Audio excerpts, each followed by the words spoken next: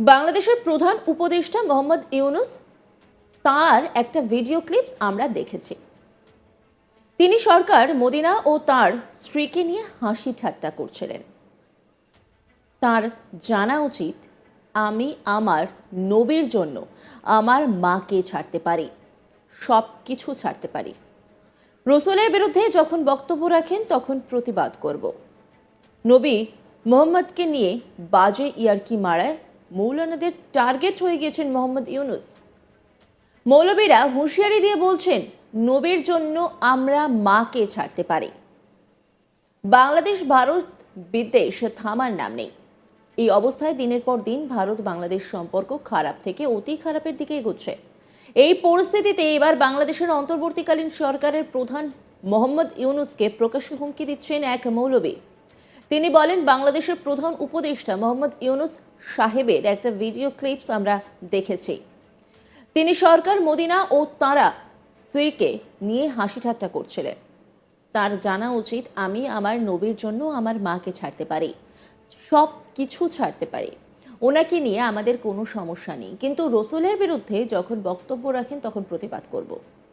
কিছু লোক আছে যারা এর প্রতিবাদ করে না, তারা শুধু মসনদ চায়, চেয়ার চায়, ক্ষমতা চায়, কিন্তু সুন্নিরা কোনো ক্ষমতা চায় না।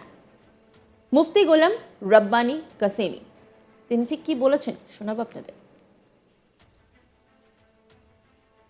বাংলাদেশের প্রধান উপদেষ্টা ডক্টর মোহাম্মদ ইউনুস সাহেবের একটা ভিডিও ক্লিপস দেখেছি আমরা আজকে।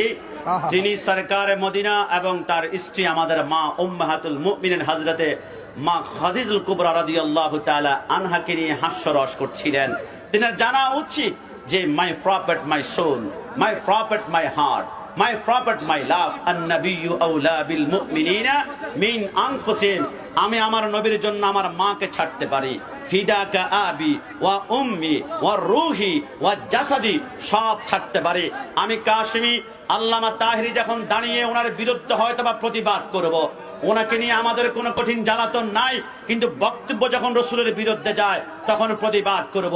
কিন্তু বাংলাদেশের কিছু তাওহীদি জনতা মসনদের লোভী তারা প্রতিবাদ করবে না। এরা মসনদ চায়, এরা চেয়ার চায়, এরা সংসদ চায়, এরা দুনিয়ার ক্ষমতা চায়, কিন্তু সুন্নিরা আল্লাহর কসম রসুলের বিরুদ্ধে কথা বলবে। স্ত্রীকে আমরা 1 তালাক 2 তালাক 3 তালাক দিব।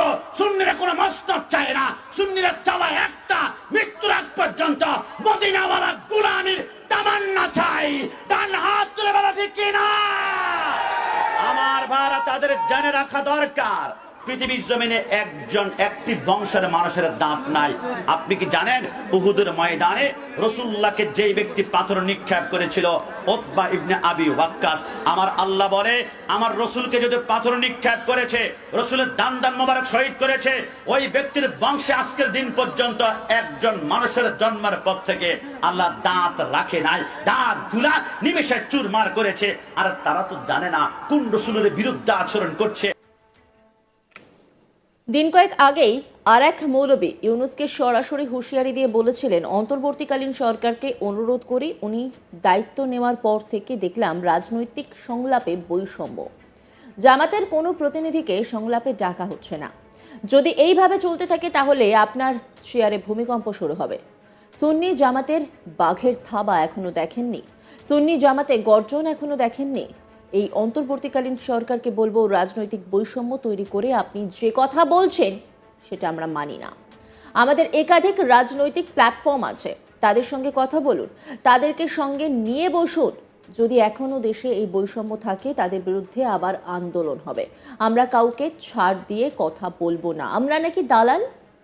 তারা সকলে এক রং ধরে, বিকেলে আবার আর এক রং ধরে, ভাবে আমরা কিছু বুঝি না। হিন্দুদের আমরা নিরাপত্তা দেব, কিন্তু হিন্দুদের মন্দিরে আঘাত করবে না। মুফতি গিয়াস উদ্দিন তাহেরি জামাত নেতা, তিনি ঠিক কি বলেছিলেন শোনাব আপনাদের। অন্তর্বর্তীকালীন সরকারকে অনুরোধ করি, আমরা দেখতেছি 5ই আগস্টের পরে উনি দায়িত্ব নেওয়ার পর থেকে দেখলাম যে রাজনৈতিক সংলাপ যে হচ্ছে সেই সংলাপে বৈষম্য।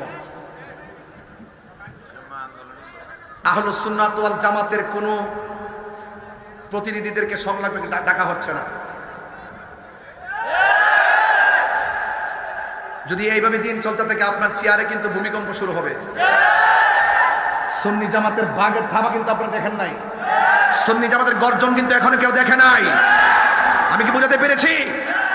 এদের অন্তর্বর্তীকালীন সরকারকে বলবো, রাজনৈতিক সংলাপ নিয়ে আপনি যে বৈষম্য সৃষ্টি করে কথা বলছেন সেটা আমরা মানি না। অনতিবিলম্বে আহলুস সুন্নাত ওয়াল জামাতের আমাদের একাধিক রাজনৈতিক প্ল্যাটফর্ম আছে, আপনি তাদেরকে কল করুন, তাদেরকে নিয়ে বসুন, সকলকে নিয়ে বসুন। যদি এখন এই বৈষম্য দেশে থাকে, ওয়াজ মাহফিল করতে গেলে যদি আমরা করতে না পারি, আরেকজনে ওয়াজ করে, তাহলে এই বৈষম্য তো যদি থাকে, এই বৈষম্য যারা সৃষ্টি করবে তাদের বিরুদ্ধে আবার আন্দোলন হবে। কথা বলেন ঠিক কিনা? আমরা কাউকে ছাড় দিয়ে কথা বলবো না। আজকে আমরা বলে দালাল, আমরা বলে দালাল, আমরা বলে দূষর, আমরা বলে দালাল, অথচ বাংলাদেশের মধ্যে সবচাইতে বেশি বিগত 17 বছরে সবচাইতে বেশি টাকায় পয়সায় সুযোগ সুবিধায় বিভিন্ন ভবন থেকে শুরু করিয়া সবচাইতে বেশি সুবিধা ভোগ করছে ওই সমস্ত মুনাফিক মুসলমানরা। কথা বলে না কেন? আবার তারাই এখন এরা যেইভাবে সকালে এক রং ধরে, বিকেলে আরেক রং ধরে, এই রং সুন্নি জামাত ধরতে পারে না। এরা সারা জীবন মন্দিরের কথা শুনলে নাইস মারছে গীতাও যাওন যেতে না, ওহন চাই দিন মন্দিরের ভিতরে যাই গীতা পাঠ করে, কোরআন তেলাওয়াত করে, আলহামদুলিল্লাহ বলে, ইসলামী সঙ্গীত পড়ে। ওরে বাবারে কুতকুতি সাহা, কি কি যে একটা বুগি সুগি দিতেছে দেশটা, মনে করছি আমরা বুঝি না রে। বাইল দিছে, বাইল বুড়ের লেগে বাইল দিছে। ইতা বাইল টিকবো, ইতা বাইল টিকবো, টিকবো। হিন্দু মন্দিরে পূজা করবে, নো প্রবলেম, করতে থাকো, তোমাদেরকে আমরা প্রোটেকশন দিব। ঠিক কিনা? এই দেশটা স্বাধীন হয়েছে হিন্দু খ্রিস্টান বৌদ্ধ মুসলমানদের সমন্বয়ে। এজন্য সকলে সকল ধর্মগুলো স্বাধীনভাবে পালন করবে, কেউ কাহার ধর্মের উপাসনালয়ে হস্তক্ষেপ করে কথা বলবে না। ওকে, এটা আমাদের রাসূল শিক্ষা দিয়েছেন, লা ইকরাহা ফিদ্দীন, ধর্মের মধ্যে কোনো জোর জবরদস্তি নাই। আমাদের হিন্দুর মন্দিরে কেউ যদি করে আঘাত না করে, আমরা এটা প্রোটেকশন দিব। তাই বলে আপনি হিন্দুর পূজার সময় দুর্গা পূজা যায় যে গজল গাইবেন, সঙ্গীত গাইবেন, এটা হিন্দুদেরকে ডিস্টার্ব করা হয়। এই মুহূর্তে এই ওয়াজের মধ্যে একটা লোক যদি উঠতে কয়, হুজুর আমি আইছি, আমি হিন্দুদের একটা গীতা গামো, এটাকে আমরা ডিস্টার্ব হইতো না? এটাকে আমরা মাইনা নেব? তো আপনারা তো যাই ওখানে ডিস্টার্ব করতেছেন। লাডিলে হার ইটান কিতা ফারা দিবার লাগিয়া সারা জীবন আমরা কইছেন মাজার পূজারি, মাশাআল্লাহ মন্দির পূজারি, যে একটা শরম করে বাজার আমার। আল্লাহর বিচার যে কত কঠিন, আমাকার আল্লাহ আল্লাহু খায়রুল মাকিরিন।